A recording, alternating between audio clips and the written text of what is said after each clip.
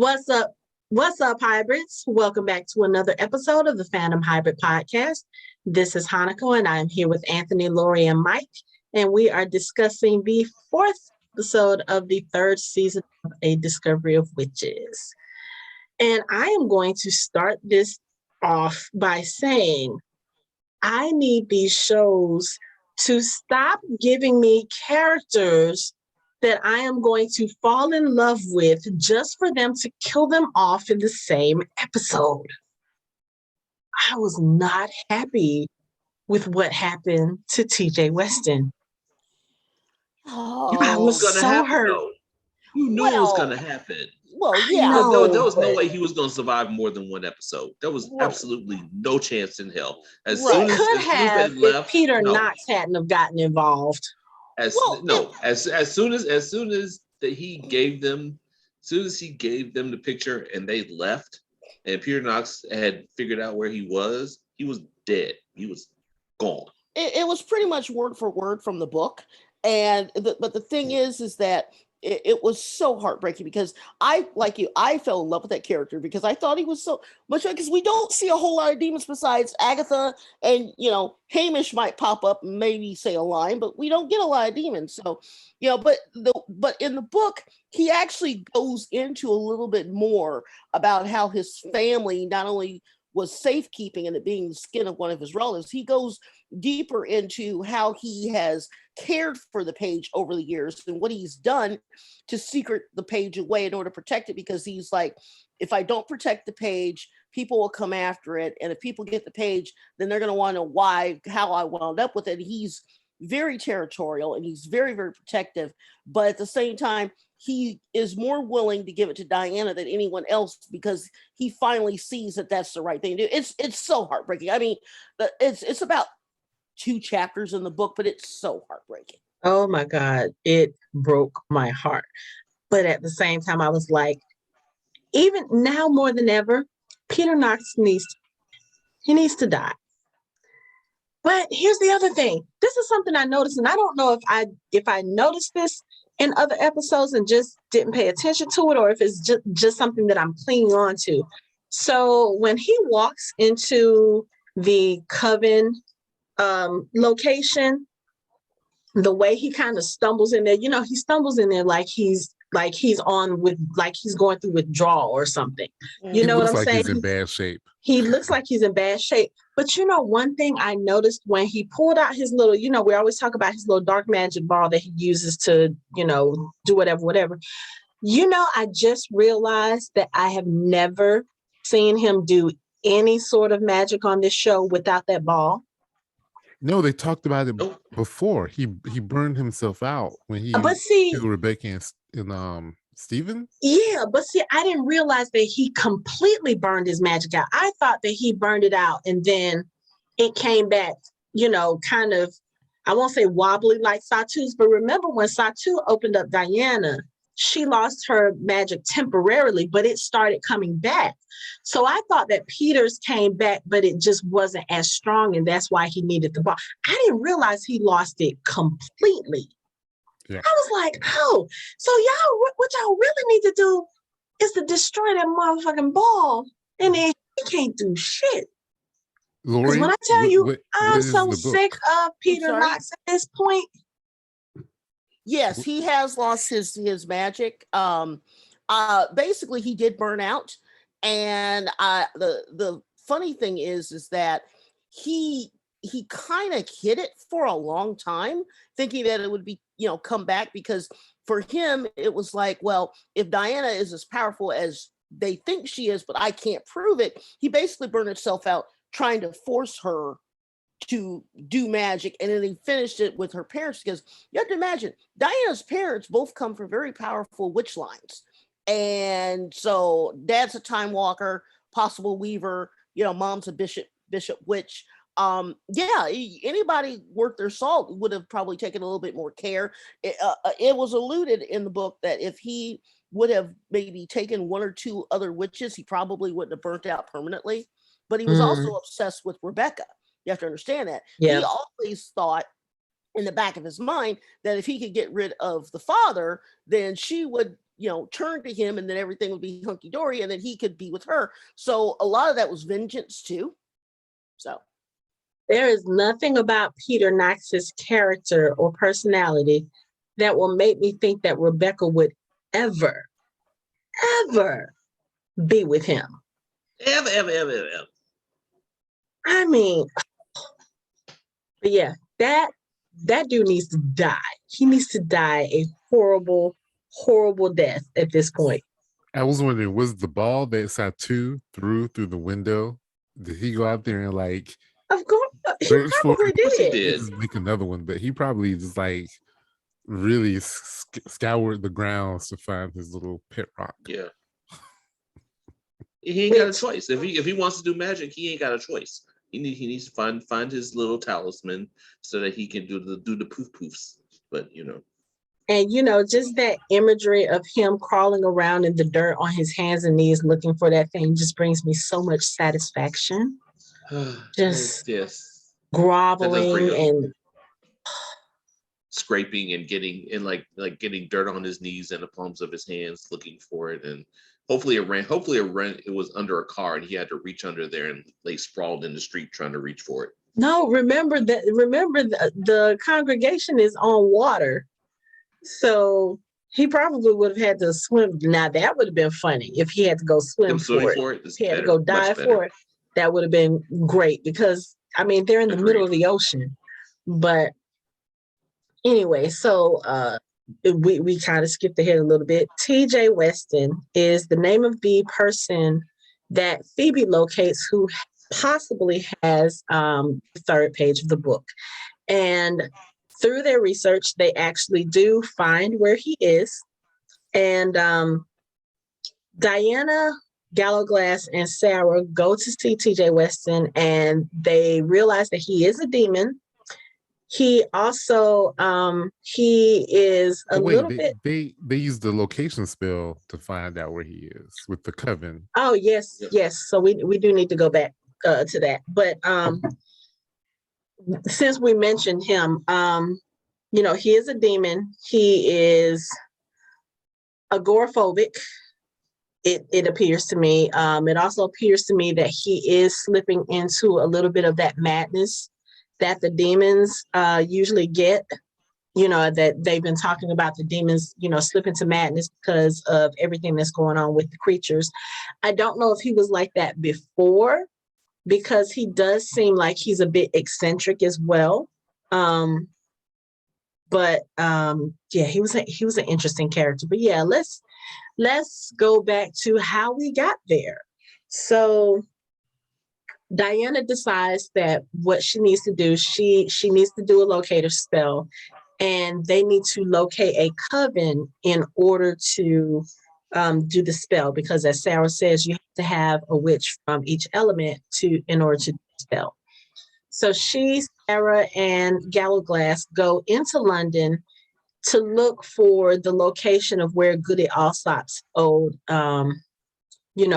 quarters was. And the magic that she does to reveal the old street, that was such a cool piece of magic. But the funny thing about it was seeing the old structures kind of appear, the reactions of Gallowglass and Sarah, she was like, holy shit.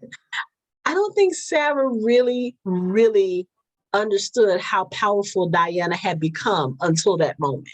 No, I think she sensed it and she knew, okay, yeah, Diana, she has a grip on her magic. She's gotten powerful. I don't think she realized how powerful until that moment. I'm looking at it now, and she's just, and Sarah's just like, holy shit. When everything was appearing around her, like. I like when she said, Gallowglass, can't you help her out? He's like, she was here 4 months ago. I had been here 400 years. He's like, I don't remember this stuff. But, the thing that I really think about, like, if the people who are around Diana are just now realizing how powerful she is, the congregation is going to get a wake-up call, because even up until this episode, Satu still thinks that Diana does not know how to use her magic. She says as much to She says as much. I think it's this episode. Was it this episode that Jabert had the party? Mhm. And we'll talk about that because I'm like, we're seeing a little bit of a different side to Jabert in this season. He's still his curmudgeonly, controlling asshole. You know, he's still that, but he's also a little bit different. He's a little more, I don't want to say lighthearted, but I don't know, his personality is a lot different, but we'll get into that.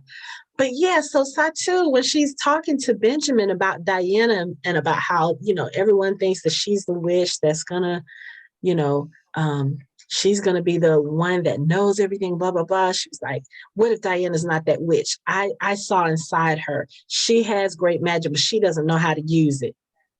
I looked at that TV screen, said, you ain't even ready for what Diana has. She don't want that smoke. She don't want it at all. at all. And I understand that Satu has come into her own. She also knows that she's a weaver and she's trained with her grandmother and all of this other stuff. But she ain't trained with no goody all-stop. And she probably doesn't have a familiar either. So okay, so I'm looking at the scene where she goes to the party, and of course Satu is saying the prophecy. Like I think at this point Satu is saying the prophecy to everybody who will listen, and she says it to Jabert, and Jabert's like, it must be exhausting being you. That was probably like, can't you just enjoy lines yourself for once? I'm like, that was the best line. It must be exhausting. being you. When he said that, I was like, okay, I'm starting to kind of like Jabert a little bit, just because he's always been an asshole and he's always had his one-liners, but he's saying them with a little more humor. Like, he just thinks all of this is so funny. And I kind of feel like Jabert is like, even though we know that he's kind of, you know, doing some things in the background to kind of get the pieces where he wants them so that this all works out in his favor. I feel like Jabert is also looking like, yeah, I'm going to let these motherfuckers just destroy themselves so I can just come in after all the damage is done and just get what I want. I really feel like that's what he's doing right now, because he's throwing social parties and he's like being nice to Satu and nice to Domenico. It's a weird vibe, but I'm kind of sort of here for it. Like, I don't know what to expect from him now. And I actually kind of like that, because he has been so, I don't want to say two-dimensional, but at the same time, yeah, he's been pretty predictable up until this point. And now I'm just kind of like, initially, he sounded like this whiny, petulant kid. yes, who couldn't get what he wanted, and now he's like the rich kid who kind of sees everything working out the way he wants it to work out. So he's just sitting back, watching the show. Mm-hmm. And throughout all this, it seems like Domenico's starting to take a back seat to things, because it's like, you know, you kind of see him, don't see him a lot, which I think is probably what he wants. Like, because he's never been the type to want to be in the forefront. He kind of wants to be like on the periphery until he can actually handle things. So I think he's that's like probably us. He realized he's in over his head with Jabert. I think he realized he underestimated Jabert. I don't know if it's that, or if I kind of sort of agree with Mike. Like, I feel like he's there, but he's just kind of, he's checking things out to see which way the wind blows. Because one thing about Domenico's loyalty is for sale. We know this. Like, Domenico will be in one person's pocket saying, hey, you scratch my back, I'll scratch yours. And then he'll go to another person and be like, hey, this, that, and the other. So I feel like he's still kind of doing that, because even at this party, see him kind of, you know, slide up to Benjamin and start yapping in his ear, and then Benjamin goes to Satu. So I feel like Domenico is playing the room. I feel like he's doing that, trying to see, okay, so let's see what can happen if this person, you know, matches up with this person, and then they may have a different agenda that's different from Jabert's. And I think he's just playing the room to see which way the wind is going to blow and where he's going to be standing when it does. So yeah, I think he's in the background right now, but don't count Domenico out yet. Yeah, I think he's still very much a major player. Now, the interesting thing is the whole, how, I guess, important Benjamin has come to this plot with Jabert, because we don't even know, like, we still haven't been told, like, how did Jabert and Benjamin end up being acquaintances in the first place? Like, did Benjamin seek him out? Is this something Jabert has always known? Or I'm just still kind of curious as far as how that dynamic happened and what the real goal is, because we already know Jabert wants to bring down the Declaremonts. Benjamin wants to bring down Matthew. I don't think he cares about the other Declaremonts per se. I think he just wants to get back at Matthew. But it's like, how did those two come together? And I want to know what the plan is. Like, what are y'all going to do? We know that Jack is involved in it somehow. We know that Benjamin, from that last phone call he made to Matthew, there's something going on with his, I don't know if he has like an obsession with Diana, or if he's just jealous of Diana, or what the case may be. We still don't know. I just know that weird phone call to Matthew when he was talking about, I just want a family reunion, you, me, Jack, Diana, that whole weird thing. Look, if you're gonna be obsessed, do it the right way, damn it. I mean, but the weird thing is, I want to know if that is the case. First of all, Diana, you got Matthew Gallowglass, she's just oozing whatever it is.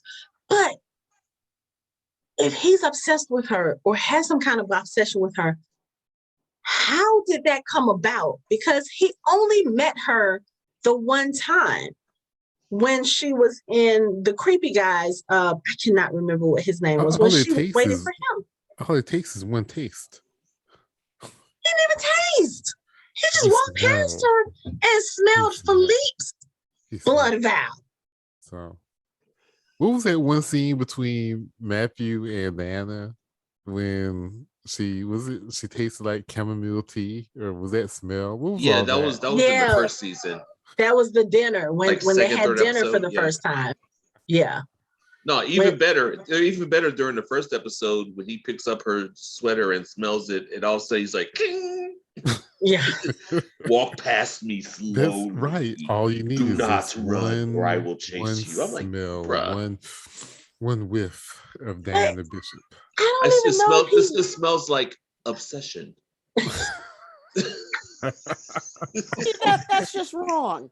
But you're right, and Anthony, the person you're married to was right. This is the CW for adults. It is the CW. Yeah, it's so much fun. It's so bad. It's good. I'm gonna just say this. I believe that Benjamin is obsessed with Diana mainly because she's with Matthew. And that it's something that he wants. You have to remember, think about what happened to Benjamin. Benjamin was an ally in Jerusalem. Benjamin didn't want to play nice. So Matthew, as a punishment, turned him out and then left him, to fend for himself. So anything that brings Matthew peace, love, happiness, I know, Soul Train, all of that stuff is exactly what he wants for himself, because he thinks that if he takes what Matthew has, then that's going to destroy Matthew, because Matthew, family. So yeah, I think that that's pretty much the reason. But I also think the other reasoning is that, remember, Benjamin is the type of person where he plays the long game. Okay, he's gonna take his time, and even if it takes 4, 5, 6, 7, 8, 900 years, he's gonna get what he wants eventually. Because remember, these are vampires. What do vampires do? Vampires, the smart ones, they plan the long game. Yes, I'm in season 4 of the originals. I know. I'm in that whole thing mindset. But my thing is this: vampires plan and plot, and they have enough time to wait for a certain outcome. Mhm. I'm just, I still just, I don't know. I'm just wondering about his whole thing with Diana. Like, it seems a little bit more than just from that one little phone call. It seems a little bit more than I want to get to her to get back at Matthew. Like, it seemed personal. So I'm just wondering if maybe he had been watching Diana this in the same way that Gallowglass has. You know, we kind of know why Gallowglass has, supposedly fallen head over heels in love with Diana, because he's been watching her pretty much her whole life. Supposedly. So, No, okay. he is in love with her. Okay, so the person with whom I'm related to by marriage, she pointed out a line that she saw from the book where Dana said, "Before I was Matthew's, I was yours." That's what she said to Gallowglass. Like, they can't put that in the show because that would really mess people up. Because he's been watching her all her right. life. So before I was his, I was yours. Why are you gonna tell that to dude? I Yeah, guess. why you that? What kind Okay. of So emotional damage? emotional damage? Y'all are gonna stop using that in these shows. Okay, so let's talk about this whole Gallowglass thing, because I think I've said it for the last 2 episodes. I have a problem with the way that they're presenting this whole thing. I have a problem with the way they're writing Gallowglass in this season. Okay, so yes, he is in love with Diana because he's been watching over her for Philippe pretty much all her life, which is already strange in and of itself, because that means that you have literally known her since a child when you were already grown adults, and that's just problematic to begin with. Anyway, but the way that they are writing, like, Gallowglass had so much potential last season. Like, like I said, I've said it before. He was Matthew's right-hand man. They were very close. He was in on all the adventures and the capers, whatever. And this season, they pretty much have him following Diana around like a lovesick puppy. And that's all his character is doing. And I'm so sick of seeing it. It's a waste of the character. It's a waste of the actor. I will continue to say that until they fix this shit. But they don't even really have time to do that, because according to Lori, there's only 7 episodes in this season. We're already on. No, 3 more. This is 4. But I have a big problem. And even the way that he kind of tells her about this in this episode, it makes no sense. The way that reveal came about and that whole conversation they had, it was just, I have so many issues with what they are doing to Gallowglass. And if they are planning to do a spinoff show with him, which is the rumor that I have heard, if they're going to expand on his character and expand on all of this, I understand. But assuming that we don't get that, we don't get any of his backstory as far as that goes, and we're only left to deal with what we see on the screen in this season, I don't like the way that they are writing his character. His character deserves more than that. And I mean, even Fernando tells him, "You deserve to be happy too, my child." And he looks at Fernando with this really strange look. And he was like, "Do I?" And he walks off. What the fuck does that mean? What did you do, Gallowglass, that makes you think that you don't deserve happiness? Is it because you fell in love with your uncle's wife? I mean, I think there's a doomed relationship because a couple points. One, in the books, Gallowglass makes a concentrated effort every few months because he's a vampire and he evaporates to get a massive tattoo on his arm and on his side that's Diana's picture. Mhm. And they mention that very prominently in the books. It's not the picture, is it? It's her As a familial. It's her familiar. No, it's the both. Drake. It's the Drake, and then there's also, I believe, one of the tattoos is her of a mermaid or something like that. Oh, And okay. yeah, and then the other thing is that I think that because Philippe asked him to watch over her, he might have, and using going back to season 1, he might have craved her. He might have always been in love with her, but I think that he feels as if, he's not worthy or whatever, because there's something there. Again, if they expand it, if we get the spinoff, I want the spinoff, they have to go into that, because when he leaves, he does eventually, I guess, somewhere down the line, maybe come to the senses, I don't know. But the way that he leaves, he tells her, the reason why I always call you auntie is not because of respect. He says, because I need to remind myself every time I look at you that you don't belong to me. And I put down my book and I walked away and I lost it for 10 minutes. That's literally why he calls her auntie. I guess the thing that's kind of the disconnect for me, and I won't even say the disconnect, that makes it really hard with all of this is something Diana says to him once he makes his reveal. He says, Philippe wanted me to look out for you or whatever. And she says, you would have waited hundreds of years. That means that Gallowglass literally waited almost 500 years or just over 500 years. Yep. For her to even be born. Yep. That just, did he even so, get to live his life? Like, did he even get to have a life? No, I don't think so. But I mean, why wouldn't he have had a life before that? Because if you then again, I don't know, because like you said, if he fell in love with her, if he was already in love with her back when they were in 1590, right, then that just makes this hella complicated.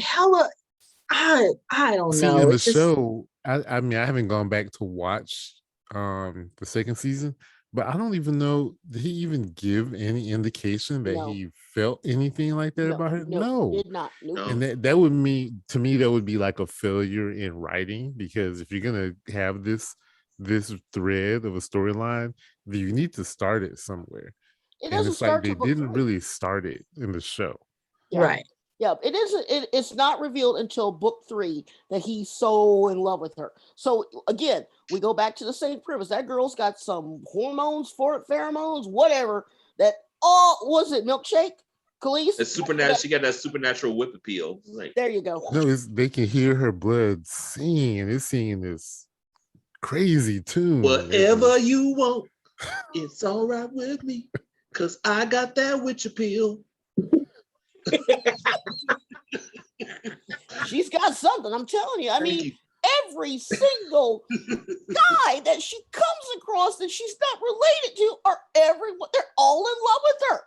Like I said, you say whoop appeal, I say milkshake. But my thing is that she's got whatever she's got, and the thing is that at least Gallowglass was had enough mind to stay with his family, because again, we are dealing with vampires. I mean, he doesn't go over to the dark side or anything like that. At least I don't think he does. But I can see, if you were Benjamin, I'm just throwing out, wait for a theory.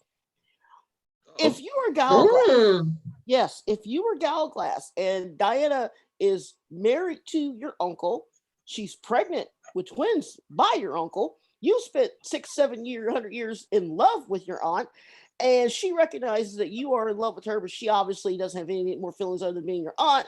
I can see you being a little hurt, getting a little revenge, and going up to Jabert and Benjamin and said, hey, y'all need a third for this little team of villains. No. But see, I don't see Gallowglass being, I don't see that being Gallowglass, because one, yes, I that too, but I feel like even though yes, he loves Diana, I still think that he has respect and love for Matthew. Yeah. Okay. Oh, I said it was a The, theory. I didn't say yeah. it.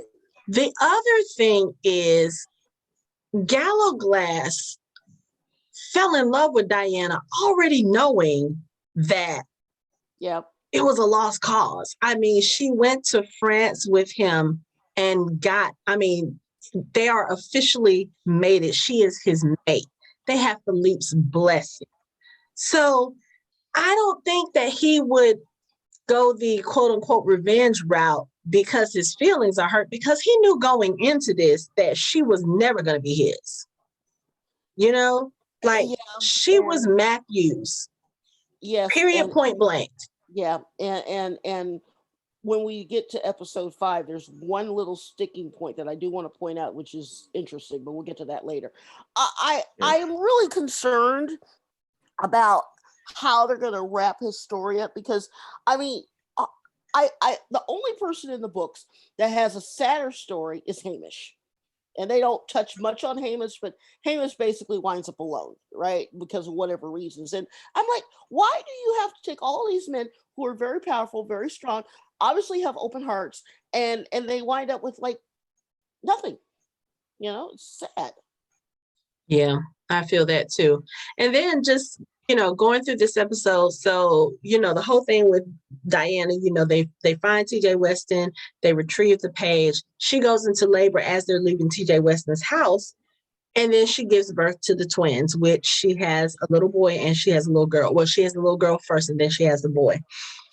And then as they're celebrating at the end, you see this montage. And it was so weird to me because the first time I watched it, you have Marcus coming downstairs and announcing to everyone about the kids. And then he and Phoebe immediately get together and start kissing. And I forgot that Marcus and Miriam and Matthew, when they got to the house and immediately went upstairs, Matthew and Marcus went upstairs immediately to Diana. I forgot. This was them coming back from New Orleans. So when Marcus comes down to see Phoebe, that's really the first time they've seen each other in weeks because he's been in New Orleans. So the whole let's kiss, kiss, kiss, kiss, kiss, kiss, kiss, kiss. At first I thought, why are they showing, why? And then I was like, oh, they haven't seen each other in weeks. So, okay, that's kind of like the reunion. Hey, I missed you, blah, blah, blah. But I thought that was so sad because you have Marcus and Phoebe kissing. You have Miriam, who has been in the best mood I've ever seen her in this episode. We know why. What? We know why. Well, are you saying she's got a new friend? She got a new friend. Christopher? Mm-hmm. We'll get into that. She's in the best of moods. We'll get into that in a minute. It's all about research. Yeah, we'll get into that in a minute. She's but definitely you have doing her research. Being happy, they're toasting, opening champagne. You have Sarah, who is exhausted because she assisted with the birth, and Fernando goes over to talk to her because, they have really established a nice little friendship there. And then Gallowglass is just kind of by himself, and he just looks around at everybody, and he walks out the door, and he gets on his motorcycle, and he takes off. And I was like, y'all don't do some better writing for my man Gallowglass. Why? I have problems with his storyline. Can I just say something right now? Mm-hmm. And this is not about Gallowglass in particular. It's just about, I won't say complained, but I think I said this before about the show. There's so many things that just it's just scratching the surface. Mm-hmm. It's worse than what CW shows do. It's like everything is the possibility of something, and there isn't ever any follow through. You have all these story threads and these relationships, and we don't get any depth in any of them whatsoever. And it's sort of bothersome And I think that's what we really feel it with Gallowglass. Like we really feel like there's a lot of story being left on the table. And I know I mentioned it before, it may have to do with COVID, Yeah. but and with a shortened season, like he definitely needs more to him. And there's like the demons and Agatha, they need more of Mhm. them. I mean, there's just so many things just like Yeah. glossed over and just ignored and just surfaced that it's like, what are we doing? Yeah, You it's know what I kind of mean? like the line that Agatha said to that she said to Diana. She said, "When are what is it going to take for the congregation to realize it's not just witches and vampires? Like, Yeah. hello, you got a whole other, you know, community of creature over here, and we've barely scratched the surface with them, and we're 3 seasons in. We're And up to the even 4th episode of the 3rd season, and this is the first time that we've dealt with any demon story in, in detail." yeah, even when you said that they haven't the relationship between Benjamin and Jabir, like, you know, what has that we don't know anything about Satu. She keeps saying all this stuff, but we know she went off the train with her. Where's that montage? Where is what her journey? What's going on? And I don't want to just say it's a lack of character development, but that sort of character and relationship development is really what draws us into these shows. And I'm sorry, it's just the relationship between Matthew and Dan, it just doesn't do it for me. Philippe and Isabel, that Mm-hmm. relationship, I will watch a whole show just about them. Mm-hmm. I will watch a whole show about Gallowglass. They had the perfect opportunity to do a backdoor pilot for a Gallowglass show. They have an opportunity to do a backdoor pilot for a show with Miriam, Chris, Marcus, and Phoebe. I mean, they have all this opportunity, and it's like you just give us potential, Mm-hmm. and potential is not going to make me have a high interest level for your show. Right. Well, I think the biggest problem is that book three is I said this when I finished reading it a couple months ago. It's an info dump. I mean, the first third of the book is like, well, why didn't you mention this in books 1 and 2? You get to the halfway point, which is where she has the children in the book, and then the second half, they have too much source material, not enough time to get to everything. There is a whole section of book three with Sarah being back in the States at their house. A whole bunch of stuff happens there. They're never going to get to it. And yes, I want to see a spinoff show or two. I mean, 2 episodes. I mean, well, 3 episodes left. I mean, come on. They don't have enough time. They don't have enough. I don't know if they have enough money because I think the show did really good for Sky One. I think that it's because of COVID and because of just schedules. We're not going to see now. Episode 5 came out on Saturday. We're gonna do it later on this week. We technically have 2 episodes left. That 6th and 7th episode is gonna have to be like 65 minutes long and a lot of heavy lifting. Because I agree with everything Anthony and Hanukkah are saying. Lori said it perfectly. I couldn't have said it any better. They have so much source material, and it seems like they just said we don't have time to do it, so we're just gonna do the bare minimum. That's what it feels like. Yeah, it does. Hi, Patrick. It does feel like that, and I do believe it's the whole COVID thing, because when I went back and thought about it, I was like, wait, I know we were talking in the last episode about how they shortened it from 8 to 7 episodes. No, this show has always been a 10-episode show. So we're not just missing one episode, we're getting cut 3 episodes, which, what? But I think the other thing too is I still feel like they probably will end up doing the Marcus and Phoebe series. And that's just based on one particular thing that happens in episode 5, which we'll talk about tomorrow. But I do think that they probably are going to give us that series.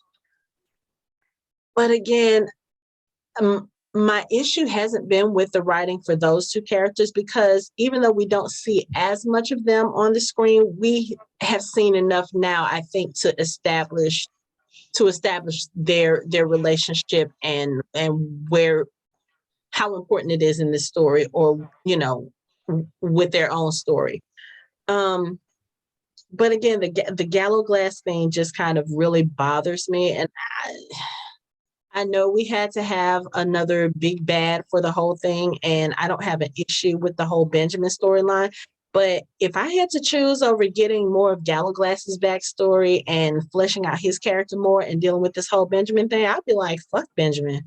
Give me more Gallowglass. I mean, you don't even have enough Benjamin. Like, he's supposed to be. We knew they were going to shift from Peter to Benjamin. Mm-hmm. But they aren't giving us enough of either. Like, Benjamin doesn't seem as threatening as he should. Right. It's kind of like his method of being threatening is more psychological than it is physical, because you see it just from the way Jack reacts when it comes to Benjamin's name. When the video played, and even the things that he was dealing with in New Orleans. That video bothers him. The fact that he let Benjamin manipulate him the way that he did bothers him. And I feel like that's more of the bad guy that we're seeing with Benjamin than anything physical he could be doing. But give us more. Like, it's like because they're basically making it an assumption that people like know who Benjamin is and they're intimidated by him. Then they give you like spotty, like they give you the video as an example, they give you his hotel room as an example, but other than that, people are just kind of like, okay, like what, like, because he has the handicap of not really being a new character, but a new character that has a very big role in what's going to happen going forward. So it's like you have to dig in and flesh him out in order for us to be like, oh, we need to pay attention to this guy. And instead of them putting him in situations and writing dialogue that says, pay attention to me. It's like we haven't seen enough of him to actually get an idea of what's going on. It's like I'd much rather see more of him than see any more of Knox. Like, y'all can go ahead and put the rock through his head and get him out of the way so we can flesh out these other characters more that are going to have more to do with the story going forward. I'm going to be honest too. I would rather see more of Benjamin than Satu at this point, because Satu is just walking around talking about how she is possibly the witch. Prophecy. Right. They should have had Satu killed Knox in episode 1. Yeah. They should have had Satu kill. I know we want Dan or Sarah to kill, but they should have killed him however they wanted to do it. He should have been dead episode 1, episode 2. Yeah, Satu, she killed him. Because I could see the scene where Knox goes to find out where she found a page. I could see that way better with Satu than with Knox. It's like, way more intimidating. That would have been way more intimidating instead of him waving the rock at the witch and knocking her through the door. Like, I can imagine Satu just coming, waving her hand and holding the witch in the air while she puts her hand on the salt and says, okay, where the hell are they? Oh, there they are. Then flicks her hand and throws the witch across the room. Yeah, they could have made Satu and Benjamin the team and had, Jabir as the coach. And that would have been your trio of bads for the whole season. Yeah, that would be sick. This Knox stuff is ridiculous right now. At this point. Like, I get the idea that with season 3 that they played everything that they could get for Peter Knox in season 1, a little bit of season 2. Same thing with DeMonico, that they just don't know where to put them in the story because DeMonico has had basically nothing to do. He just sits there glowering every once in a while. Same thing with Hamish. They forgot about Hamish.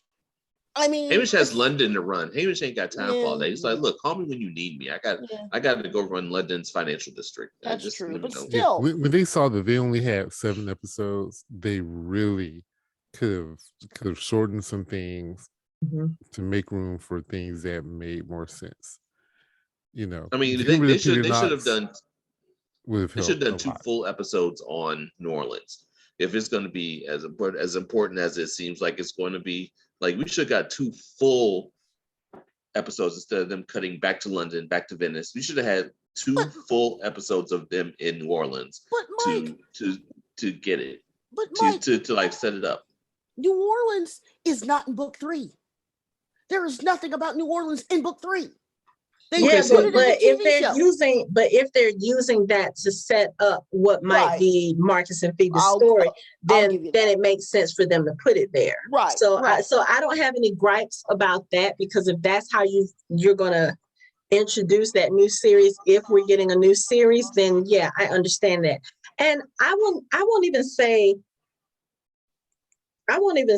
that they should have cut Knox out or cut out Domenico or whatever, because those are still some of the grand architects from season 1. So I feel like there needs to be a satisfactory close to those stories. Don't just kill them off just to make room for new characters, because I think if they did that, like even if they kill off Knox now without having any kind of resolution to the whole Diana thing or Satu or Sarah, I feel like that would be a waste of his character for 3 seasons, because that's what we want to see. We want to see the downfall come. And I have a feeling he still has a role to play in whatever this ending is going to be. And I have a feeling it's going to have something to do with Satu and Diana, because I do believe that those two will still face off at the end, because at this point, Satu has it out for Diana. She's like, oh, I guess she wants to prove that she's the most powerful witch or whatever. Diana ain't even think about Satu. She probably don't even remember Satu's name. Let's be honest. But she hasn't done anything. She hasn't done anything but walk around. Like she hasn't done anything. I understand that. But again, I feel like there's going to be a face-off between them. I have a feeling that Peter Knox will have something to do with that face-off.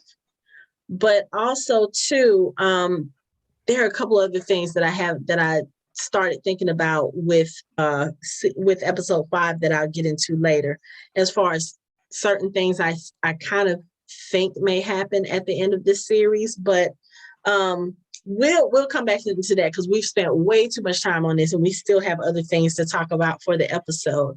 I'm sorry. I did no, it's fine, because I think we all have strong feelings about it, because we've all admitted that this is probably one of our top shows that we all love.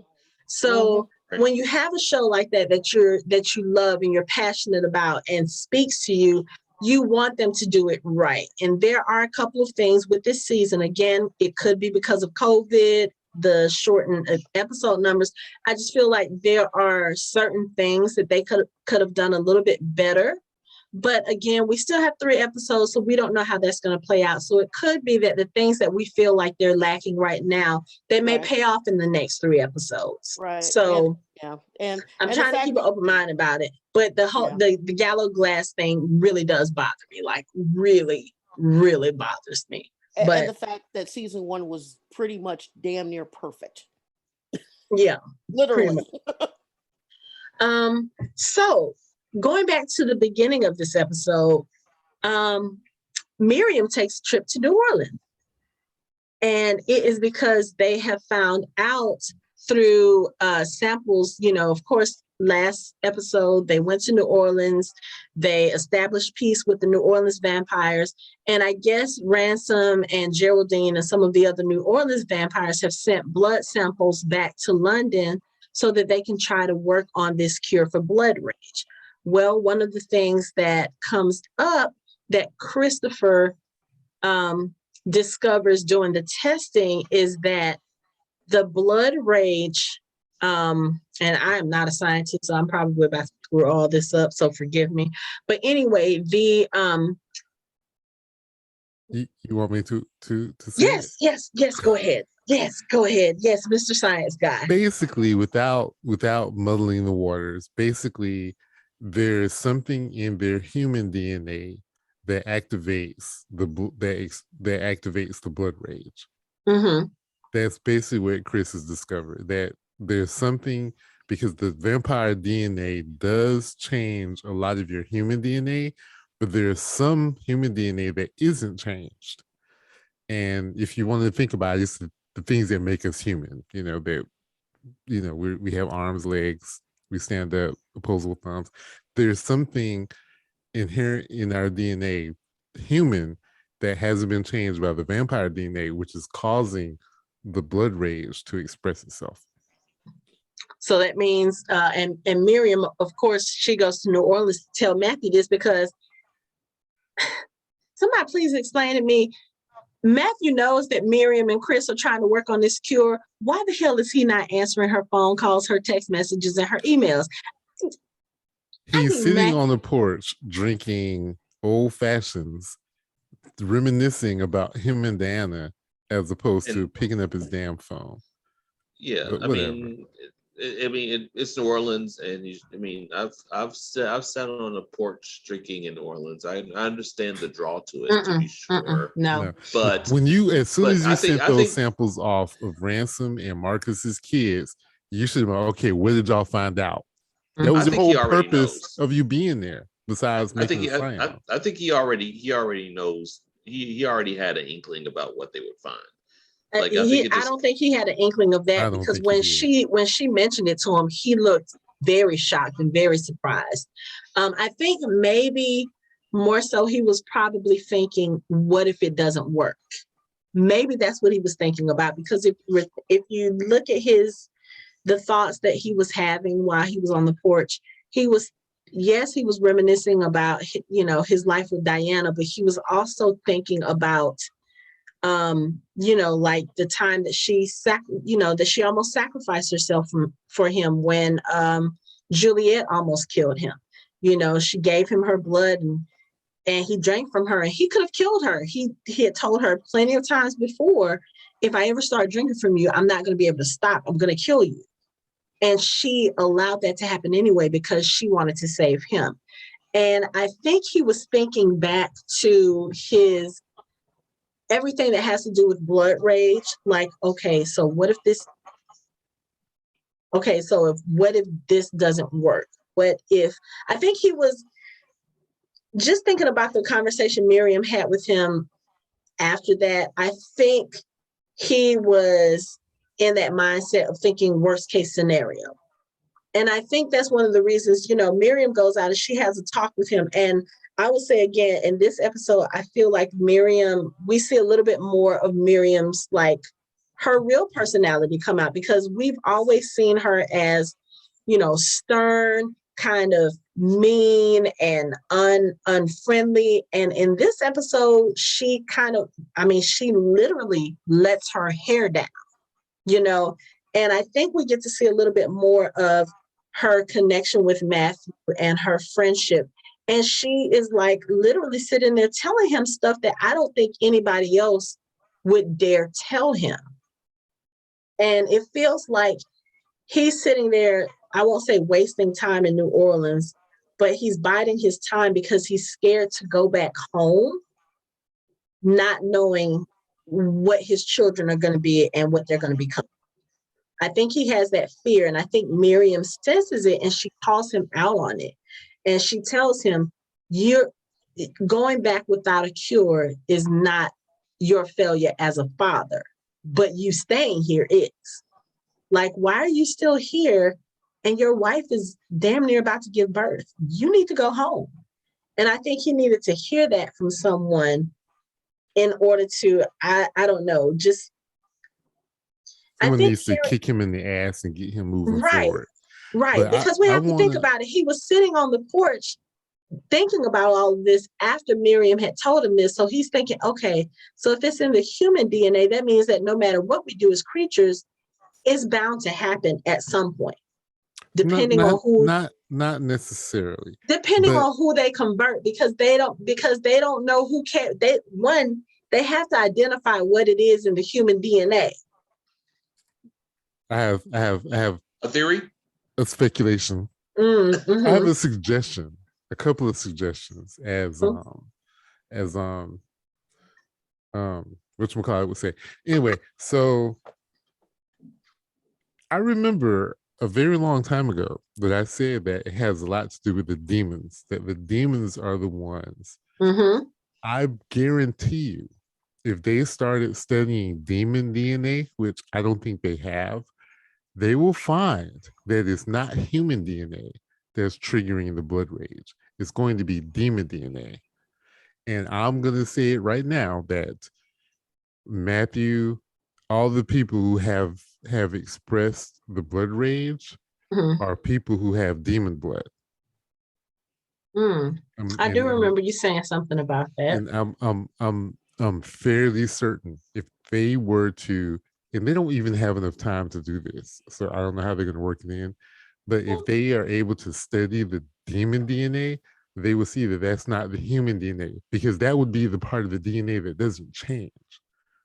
But wouldn't they know that it's not human DNA if it was demon DNA? They're not looking. Remember, even they say themselves, we're looking in the wrong place the whole time. Well, they're still looking in the wrong place. They haven't been comparing human DNA to demon DNA. They've been looking at vampire DNA and human DNA. So who knows? Maybe they have never had opportunity to actually analyze demon DNA to that level, to that point. Mm. Well, not Even only witch that, DNA, they has haven't. it occurred They to have had witch DNA, so they know Diana. They know that she has like all the four family, the original four, whatever, witches in her blood. But have they actually compared anyone's DNA to demon DNA? Mm. Okay. or Anthony, better yet, have they even more basic?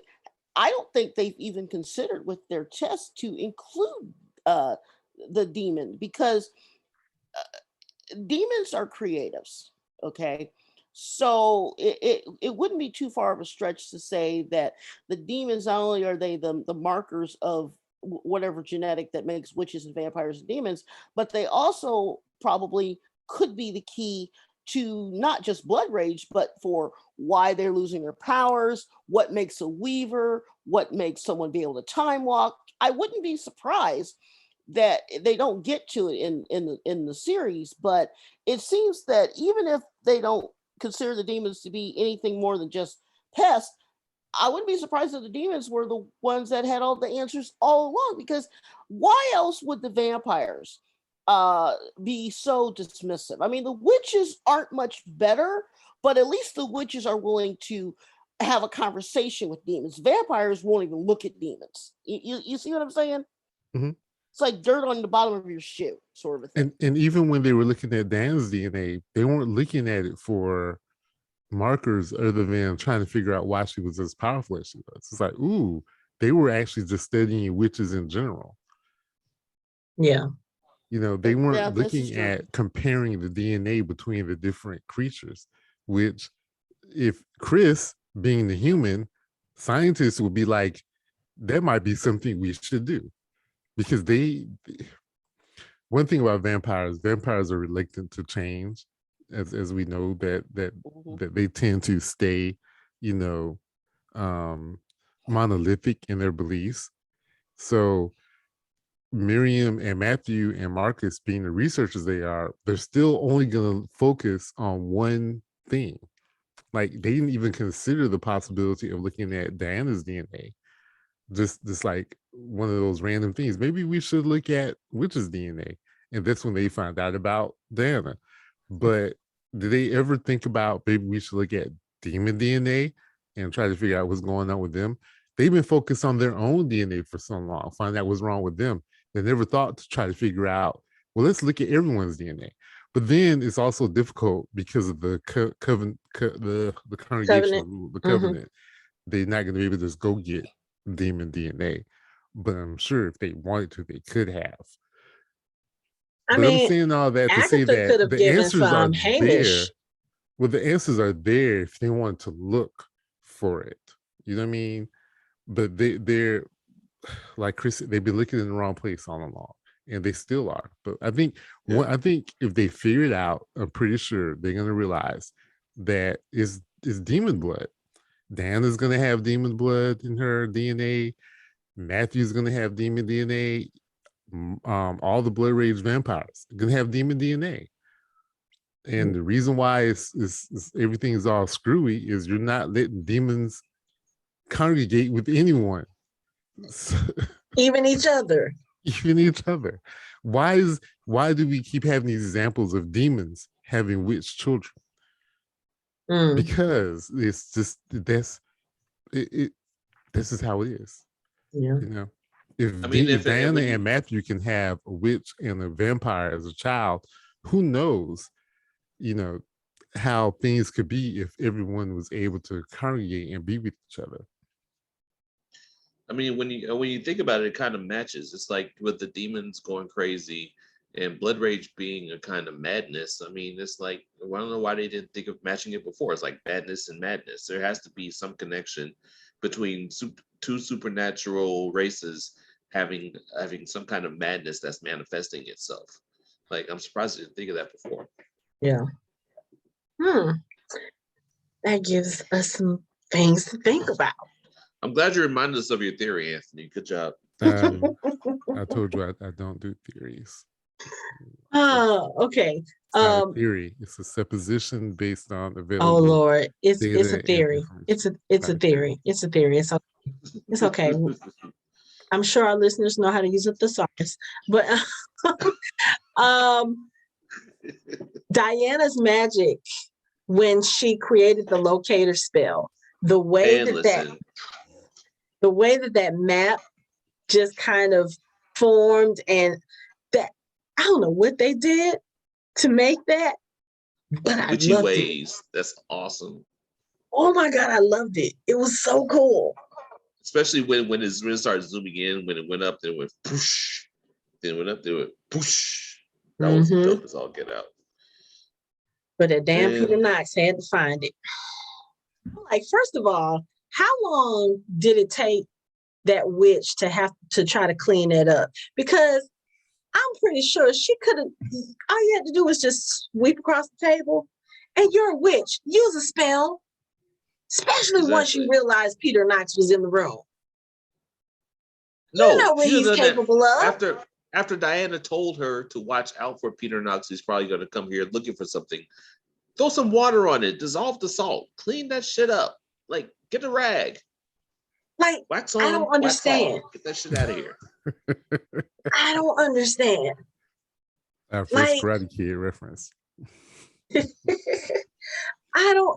I don't understand either. I don't get that either. You knew he was coming. Not only did you know he was coming, Sarah mentioned all of the covens had gone to ground because everybody was scared of what Peter Knox was going to do. Everybody knew Peter Knox had been, he had been kicked out of the congregation. He's been walking around, searching for things, trying to find this page of the book. And as you see, when he stumbled in the room, he's not exactly himself. So all of the witch covens were in hiding. Why would you not? Hanukkah, it's simple. She was the one witch that was trying to finish watching the Great British Bake Off, and she was waiting to see if one of them was going to get a handshake or not. So she missed it, and so she showed up late. I'm sorry. She wanted to see who was going to win.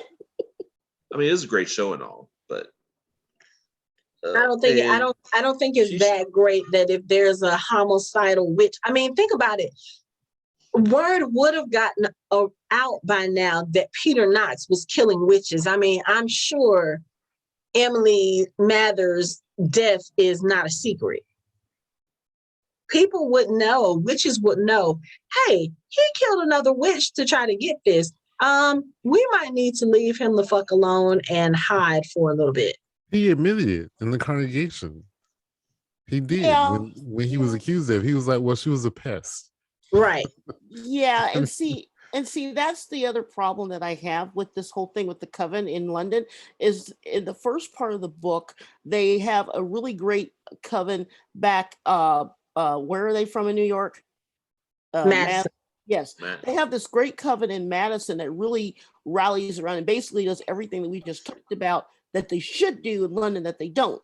The other problem is that there is another group of witches that should have been in that area, but they weren't. So they cut them out of the story because they would have explained why this one was like, yeah, okay, I'm just going to take my time and clean up. I mean, they're skipping so much stuff that actually makes sense. Again, I'm not going to say it's writing. I'm saying it's time. Because nobody in their right mind would you like lollygag and like, oh yeah, I'm just going to be very slow. Oh, Peter Knox might show up. Oh, it'll be fine. He really won't bother me. You know, I mean, come on. The man's crazy. Every witch knows he's crazy. You would at least clean it up so you could tell Sorry, him. we're looking at Hanukkah right now. Guys, you don't see behind us like taking like just sweeping a little bit. I'm sorry, it's funny. Even if you clean it up, just so you can be like, I don't know what you're talking about. They weren't here. I mean, even to do that, why are you not cleaning up as she is writing as the coordinates? She's looking at the coordinates. Clean the table off while you're sitting there. No. How about why, when Peter Knox walks into your coven, why do you not use witchcraft to defend yourself against him, or to defend your location against him, or to use your magic to hide the spell that was used? I mean, Peter Knox was about to kill Emily, and she still had the mindset to hide the page so that he couldn't get his hands on it. Why would you? I mean, the way that he turned around and you're sitting there talking to him, telling him Diana told us you would come along and blah, blah, blah. And we know that you got kicked out of the conversation. Why are you talking shit to him, knowing that this is a witch who kills other witches? Why wasn't there? Use Why wasn't there your a spells ward on him and kick that motherfucker out? Why wasn't there a ward up to at least let them know that he was there? Or to, yeah, I mean, or to like shield themselves from him. It's like something, like, I mean, You could have done something, because yes, I get it. He's another witch. He's a powerful witch. I'm sure there are things that witches can do to defend themselves from other witches, even if it's some kind of perimeter spell. It just, that did not make sense at all. But it was still a nice little spell. But I'm just, oh my God, that irked me. I was like, why is she sitting there talking to his dad? Like, first of all, if anybody knows anything about Peter Knox, they should know he's going to bring that little black ass ball out of his pocket at some point once he starts feeling like people are getting in his ass too much. That's what you should have disarmed him. Or like I said, you should have done a spell to throw him out. You should have done a spell to keep him from coming in. You should have done a spell to wipe the table, erase the spell, whatever. There are so many other things that they could have done except for let Peter Knox have that location, especially if you are in the know that she did that location to find someone who didn't want to be fucking found. I just... Make it make sense. Right. You can't. You can't. Yeah, you got a point. It's like, I mean, I'm gonna start calling him Knox Pebbles every time I see him. It's like bringing out that little fucking ass rock. But yeah, I mean, I just like I said, they should have put a ward up at least to let them know that he's near, that he's coming in, or something to block dark magic. Like, there has to be something they can do to block like workers of dark magic from approaching them or something. There has to be a spell of that nature. Right. Because I mean, think about it. They only revealed themselves to Diana after Diana did a spell she was trying to find Goody Alsop's old place, because she was like, okay, there should be witches there. I'm sure they felt her doing that magic and was like, oh, this is Diana, because what does the lady say when Diana gets there? Hello, Diana, welcome home. She said, welcome home. They were expecting her. So Diana told y'all, oh, y'all need to be expecting Peter Knox because he's gonna come looking. Y'all should put that same barrier, block, whatever. Y'all should have done. It's just, it makes absolutely no sense. None. Anyway, getting off of that, let's talk about Baldwin for a little bit. Because Baldwin and Matthew, I guess once Matthew comes back to England, they have a meeting because Matthew, I guess I didn't understand fully how the Scion thing worked, but even if he's breaking off to create his own branch of family, he has to get Baldwin's permission. Yes, because Baldwin is the head of the de Clermont family, and this is a branch of the de Clermont family that wants to break off. He has to give them permission to do it. So what happens if he says no? Then they can't. See, this is some of that antiquated bullshit. That's the problem that they're having now. Mm-hmm. Think about what Javert said, what he said. I think Baldwin said, so you're just going to change the way this family has operated since its beginning. And then Javert says something about, no, next episode. Okay. Okay, so look at, you look at, I think we're supposed to look at it this way from Baldwin's perspective. Baldwin's perspective is that Matthew and his bloodline, the blood rage vampires, are in his family. They're in his family. And the only way he can protect them is if they are still in the family. They can protect them, they can police it, they can deal with it when it's in the family in the way they want to. If that family branches off, that branch goes in and becomes their own family, then Baldwin, as the Clermonts, the most powerful vampire family, cannot protect them. He cannot protect Matthew. But I don't think Baldwin's whole thing is about protecting Matthew or not. Baldwin wants to be in control. He does, but if you really think about it, at any point Baldwin could be like, sure, go off, do your thing, do whatever you want to do, and you're out of my hair. Why else would he want to keep them in the family if not as part of his idea or weird idea of protection? It's not protection, it's all about it.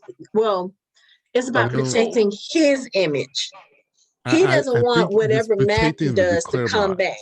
It's protecting the Clermont family, but it's easier to cut them off and leave them at the mercy of all the other vampires who want to kill them. Mm-hmm.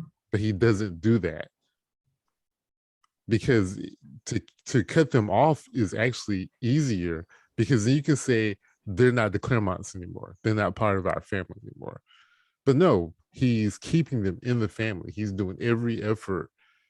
He's doing his best effort to make sure that they stay part of the de Clermont family, so he can protect them. I'm just looking at it from his perspective, because sure, of course, he wants to protect the de Clermont name. Sure, he wants to be in control. Sure, he wants to be in charge. But isn't it easier to just cut them loose and let someone else, let the congregation say, okay, well, we have to kill this blood rage vampire line, and he can sit there and be like, Javert, have at it. But see, I think the thing too is, if Baldwin allows Matthew to form his scion, he really has nobody left. Because at this point, we don't know if Louisa is still alive. The last time we saw, she was in a prison, but even so, Louisa is Isabeau's sire. Yeah, sire, I child. know, but I'm not gonna. It's hard to say that because we don't know anything about Baldwin. Like, Baldwin could have 200-300 people in his line sire. We don't know anything about Baldwin and what he does in his personal life. He's the head of the congregation. He is. We don't know what he's got going on. Look at Marcus. Marcus has a whole bunch of sires and kids we didn't know Yeah, about. Mark's got half the Magnolia projects in his side. Right. So we don't know what Baldwin's been around for 2,000 years. We don't know what he's got going on. He ain't been walking around for 2,000 years Have not we met siring any of his nobody. sires yet? Huh? We haven't met any of his sires Any yet. of his haven't. children, no. We haven't. No. So we don't know anything about what he's got going on. Hmm. So I mean, and we can only base everything we believe on what we see. Right. But what we know about vampires is they do sire, and up until about 100 years or so ago, they were able to sire at will.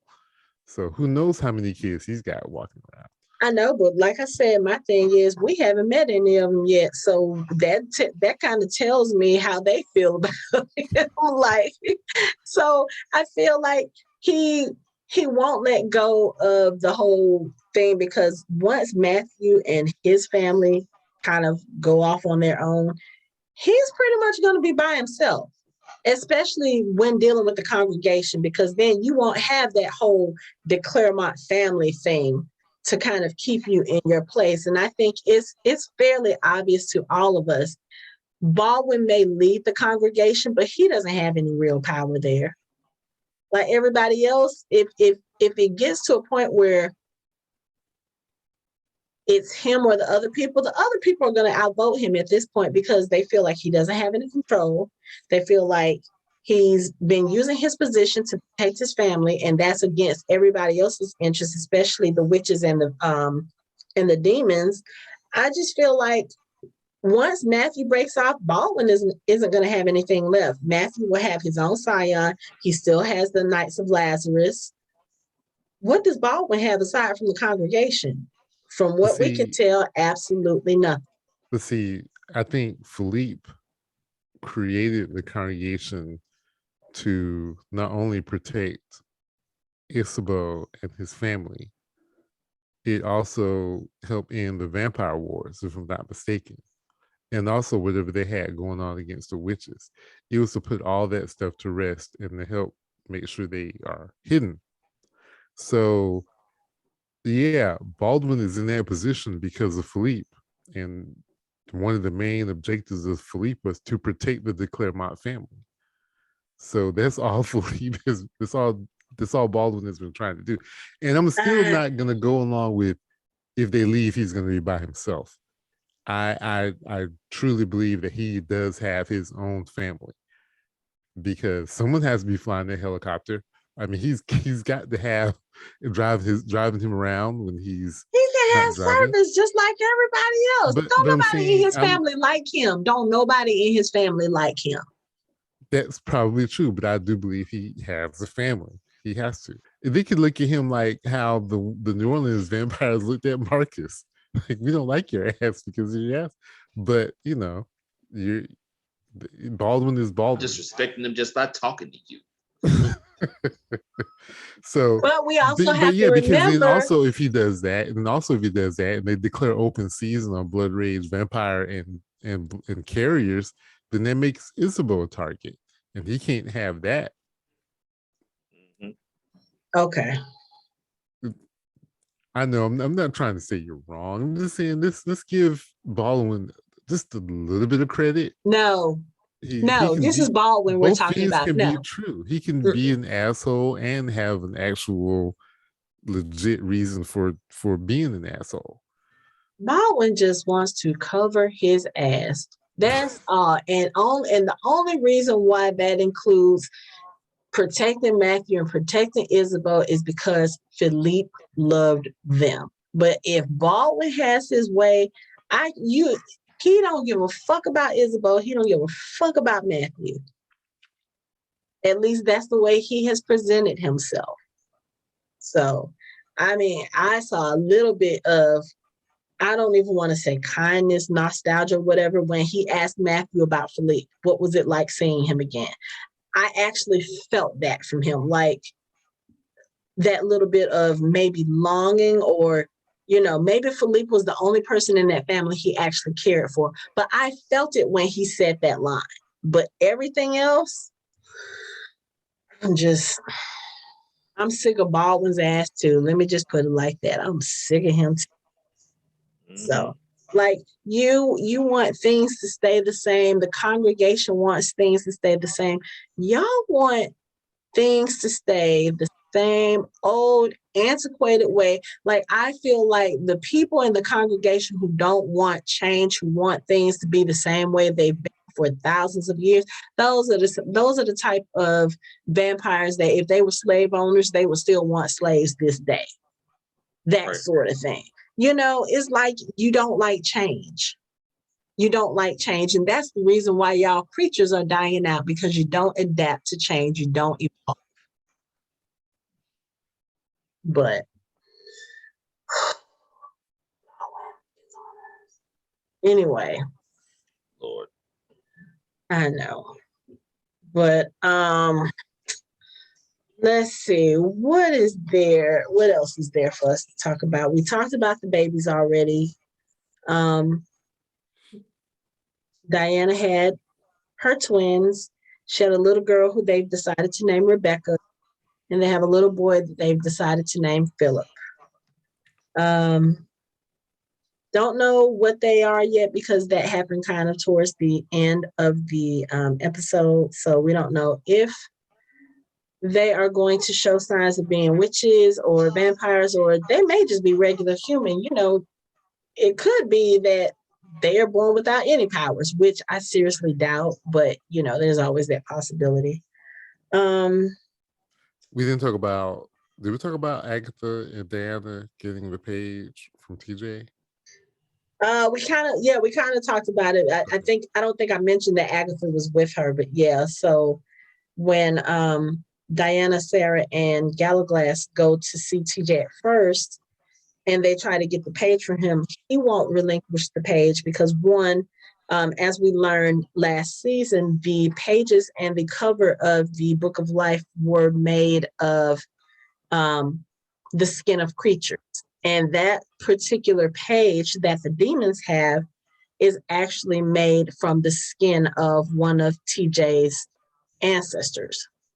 So he's reluctant to give up the page because, as he tells Diana, if I give this up, I won't have any part of them left. And Diana understands that, and she leaves. And Sarah's like, what are you talking about? We got to get the page, blah, blah, blah. But Diana's smarter than people give her credit for. She goes to Agatha and asks for Agatha's help. And then Agatha goes with her to see TJ, or Timothy, as his real name is. And they talk with him, and he eventually relinquishes the page to Diana. But the thing that was so touching about these scenes is this is the first time he's really connected with anybody in decades, and especially another demon. Like, as he says, as we find out, he's a brilliant composer and used to perform all around the world, and people used to say unkind things to him. I don't know if it had to do with him being a demon or if it had to do with his mental state, because he does give off the vibe that he is not all that, not mentally stable, or I think the term is neurodivergent, but he has secluded himself away from people. So he doesn't really associate with anyone. He doesn't go out much. He's basically a hermit, and he thinks that once he gives them the page and Agatha kind of approaches him, he was like, you got what you want. You don't have to pretend anymore. And she was like, I'm not pretending. I'm here. You have a community that will stand with you, that will be here for you. And the way his face and his voice breaks when he says, I don't know if I'm ready for that yet, broke my heart. Because this is a person who you can tell wanted to be around people and wanted that sense of community, and he was shunned for whatever reason. So he's been living as a recluse, and it pisses Agatha off because she's like, creatures like Timothy should not exist anymore, as far as them being afraid to be with their own kind or afraid to be around people because of the way they've been treated. And that's when she says the line, what is it going to take for the congregation to understand it's not just witches and vampires. Like there's a whole other species over here that needs the support, that needs the help. They're not getting it. Like, what's the whole purpose of having a demon contingent on the congregation if you're not doing shit for their people? I still haven't figured that out. Yeah, I was trying to figure that out. Why do they even have a seat on the congregation? Just to say that they do, just to say that they're not discriminating. Okay, so you have the congregation, you have the representation, but what are you doing in that community? Nothing. You don't even allow them to congregate within themselves. Yeah, well, the three of them can get together, and that's it. Well, see, here's the thing.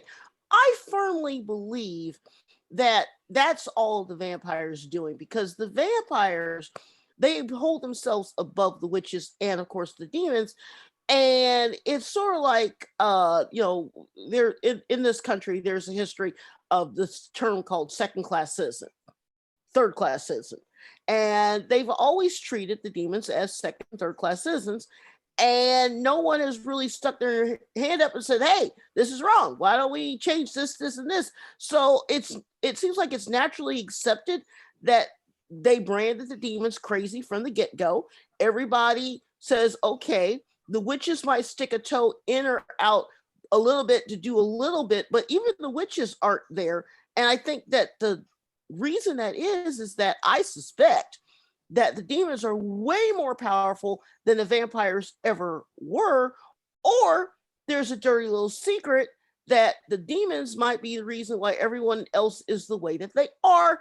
The vampires know about it and they don't want to get out. That's a theory. That's not from the book. That's just me throwing stuff out there.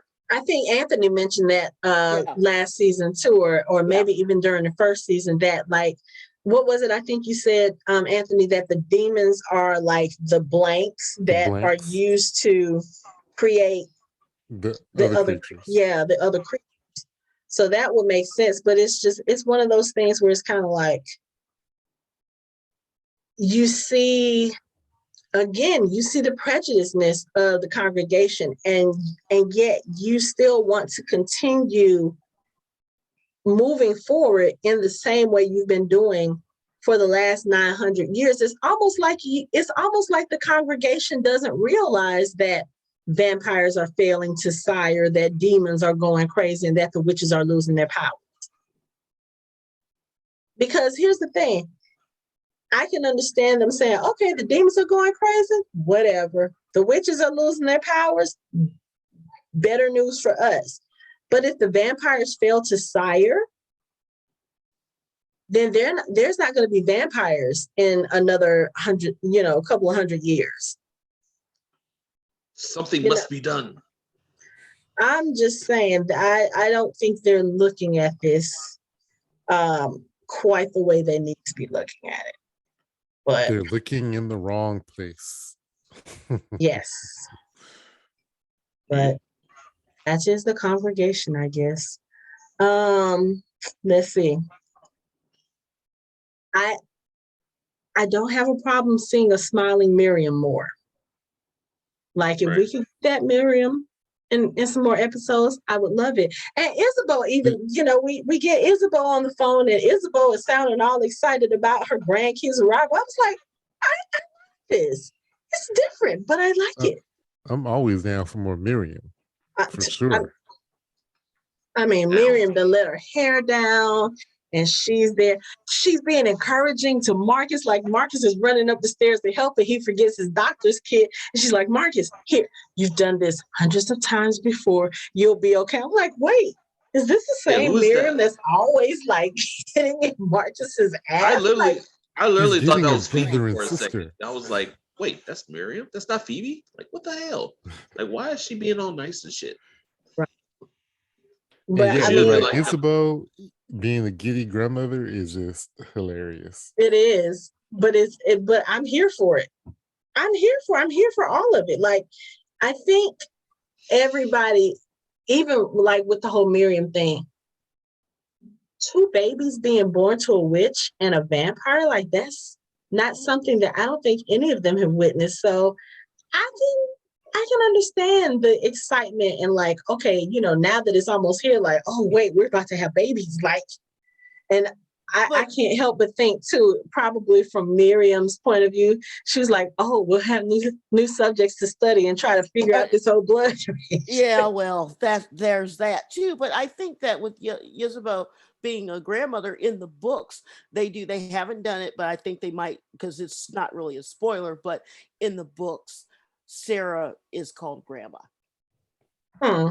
They make she takes over for her sister and she's their grandma, which I just that was probably my favorite thing, non-spoiler, because it's not really, because she's her aunt, but yeah, so she and Ysabeau basically in the book try to top each other on what their grandma type. You know how grandmothers are.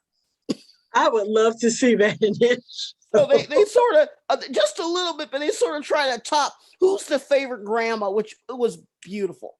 That I would love to see. All I kept thinking was, if the babies are going to be kept at Sept Tours, or if they're there, if the congregation decides to come after those kids, Ysabeau is not going to have it.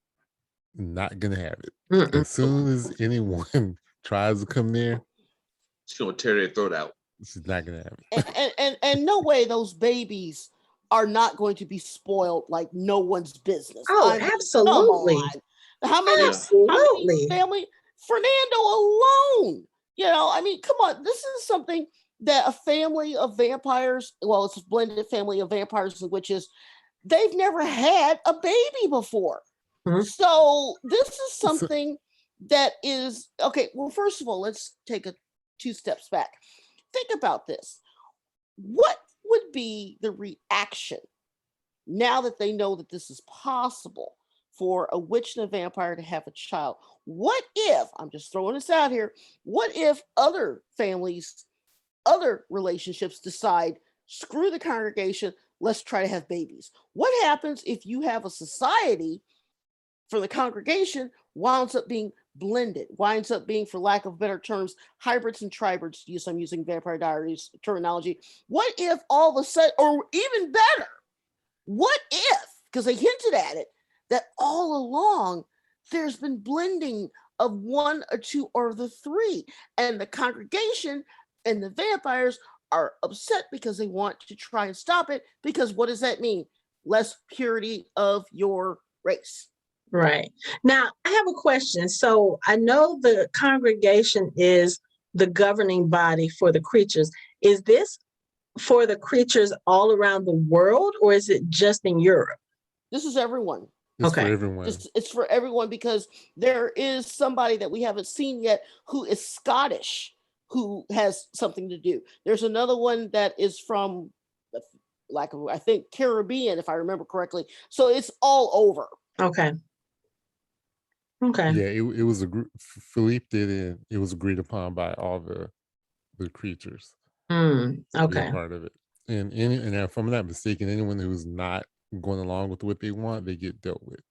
Yeah, you have to belong to the congregation if you're one of the 3 creatures. There's no, I'm Switzerland, I'm going to sit this out. They do not have that. They don't allow it. It's either you're on our side or you follow our rules. Basically, they hunt anyone down who agrees not to. Even if it's in secret, somehow, some way, they find you. Gotcha. Okay. I'm still waiting for the Knights of Lazarus to make an appearance. I think that's something else that's being underutilized. Oh, like you wouldn't believe. Because, I mean, you've got all... See, Anthony, I agree with you. We were talking about earlier, not going to go into the whole thing again, but underusing so many things in this series right now. Underusing everything. Mm-hmm. Oh, okay. Did we miss anything from this episode? Mike, are you talking to us? Because you're on mute. Sorry. Like the Knights of Lazarus is supposed to be the one balancing body, and it's like we haven't heard of them since Matthew gave control to Marcus. Right. It's like, yeah, we haven't really heard anything about them, and they're supposed to be the check and balance of this whole thing. So it's like, instead of using them, they decided to start their own scion.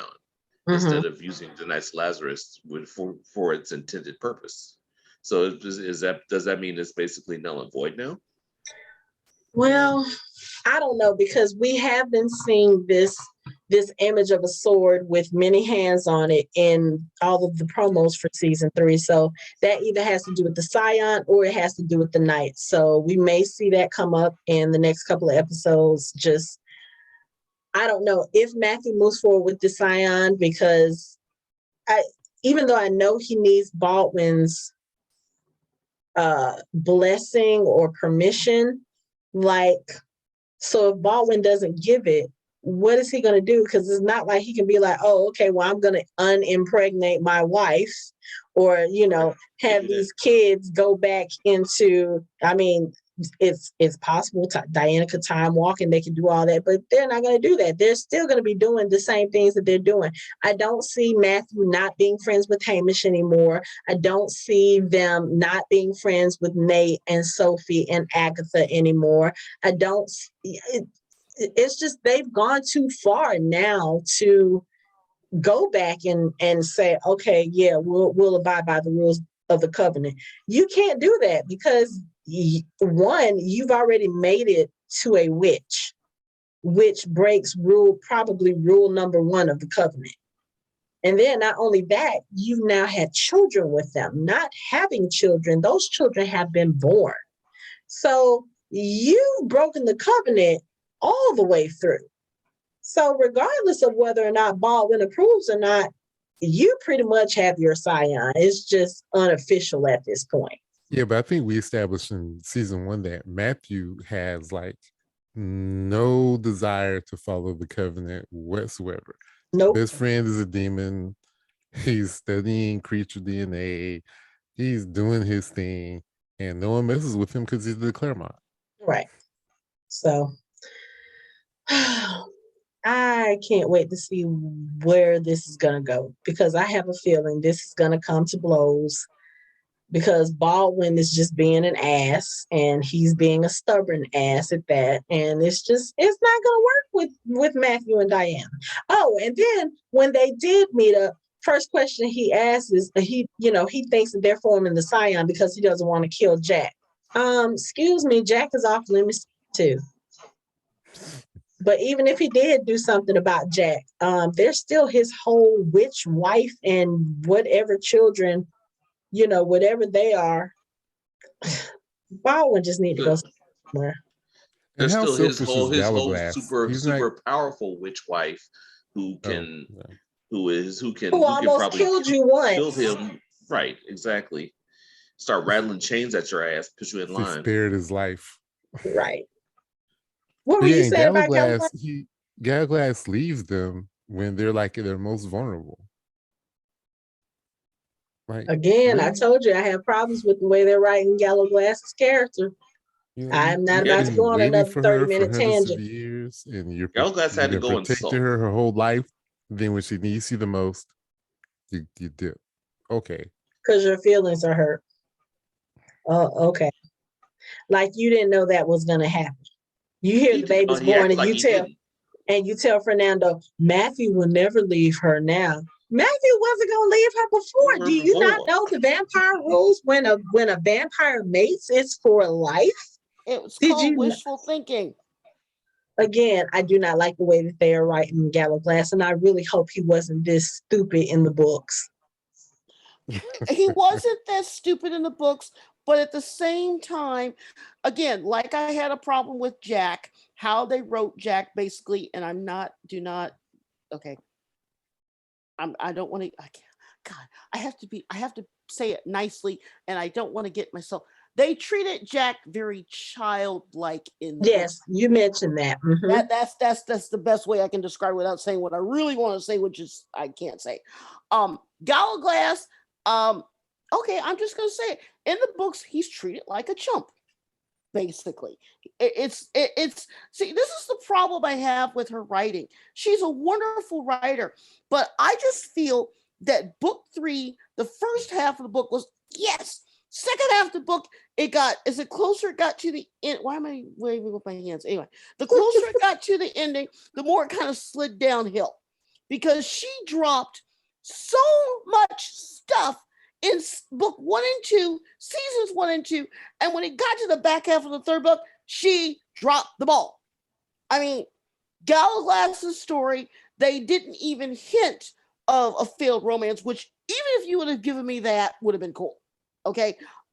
Hamish dropped the ball. Miriam, Chris, all these people. I'm not saying they dropped the ball completely, but it was okay. Even what happens to certain characters, Jabert, Peter Knox, whatever, I feel that either she ran out of steam. Even with Satu, I think that she just got tired and she wanted to finish writing the series. Because what happens to them, I wasn't happy. It's not that it wasn't good, it wasn't satisfying. Does that make sense? Yes. It just really, I mean, I was actually pissed. And you know how I am about my books. I was actually pissed off.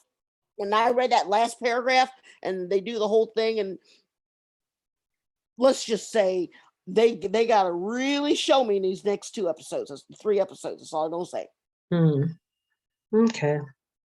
But yeah, I had issues with Gallowglass just leaving like that. Like, dude, I know your feelings are hurt, but you kind of set yourself up for that by falling for somebody that you knew was meant for somebody else. Like, that's the whole reason why Philippe had you watch over her, to make sure she made her way to Matthew.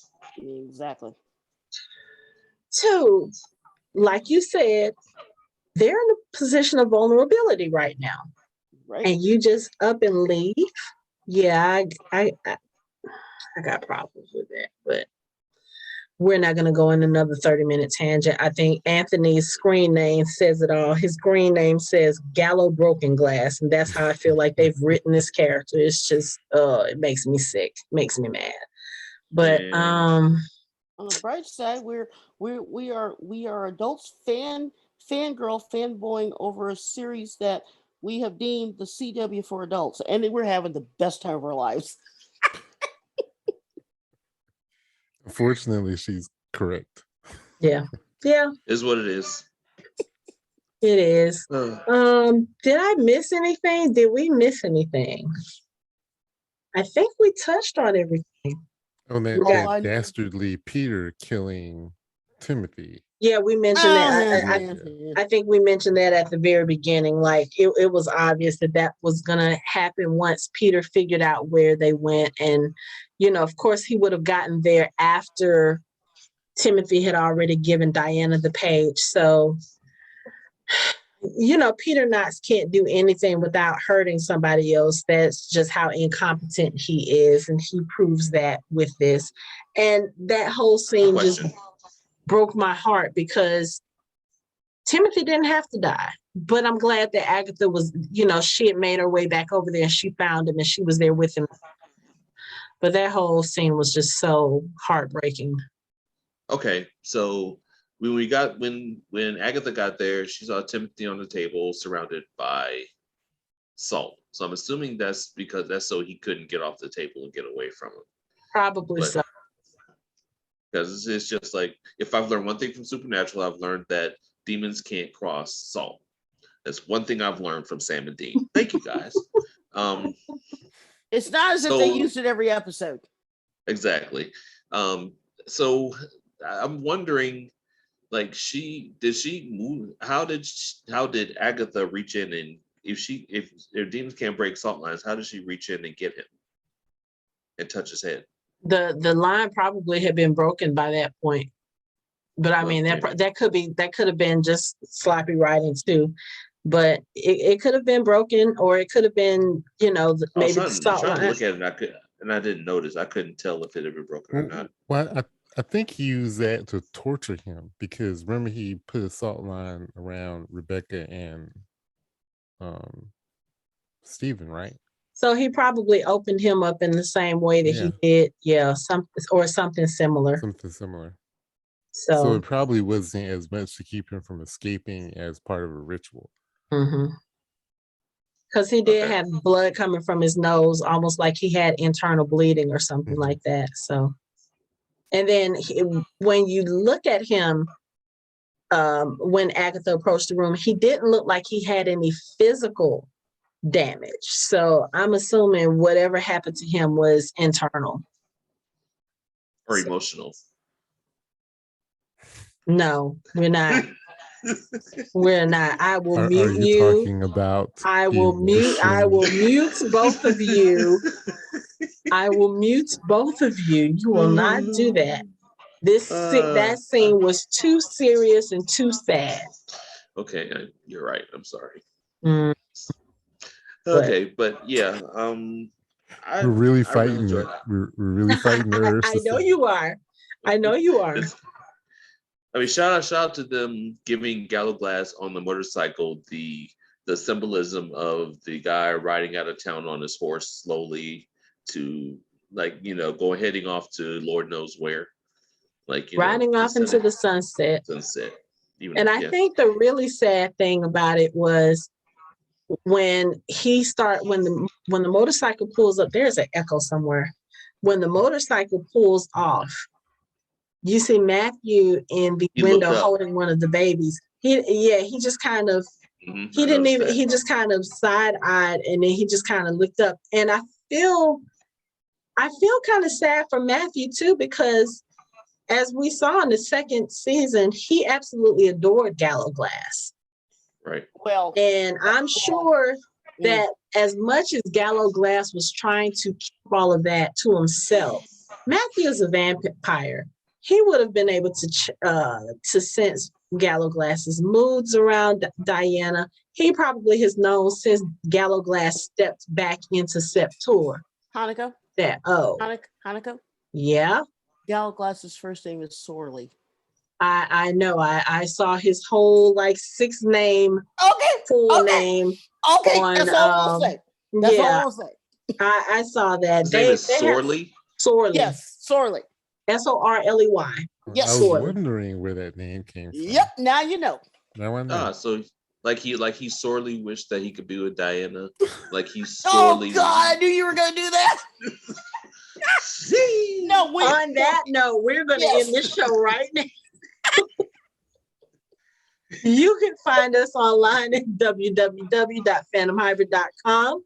We are on social media on Facebook, Instagram, and Twitter at Fandom Hybrid. You can watch our videos on YouTube and listen to us on all major podcast streaming platforms. Thanks for listening. We hope you join the conversation next time.